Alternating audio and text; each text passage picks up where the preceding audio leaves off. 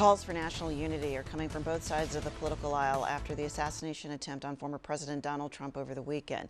President Biden addressed the nation last night, urging Americans to cool down the political tensions and to resolve their differences at the ballot box rather than to resort to violence. In an interview with the Washington Examiner and New York Post, Trump said he plans to shift the focus of his upcoming speech at the RNC to focus on unity rather than taking aim at Biden. Meanwhile, many questions still remain about the attack itself. The FBI believes it could be an act of domestic terrorism, but it's still not clear what motivated that 20-year-old suspected gunman.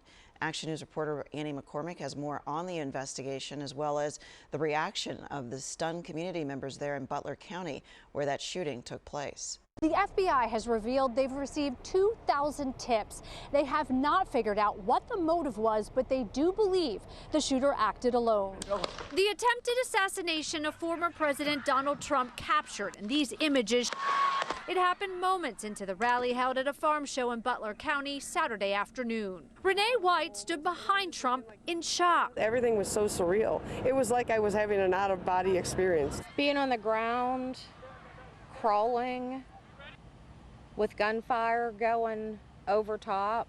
Valerie Fennell's yard backs up to the building, just 300 yards away. That is where she watched the rally. She was briefly separated from her family, including her adult son, who saw crooks. Fennell and her neighbors are still processing their front seat to a tragic piece of history. He could have been in my yard. My kids were all worried.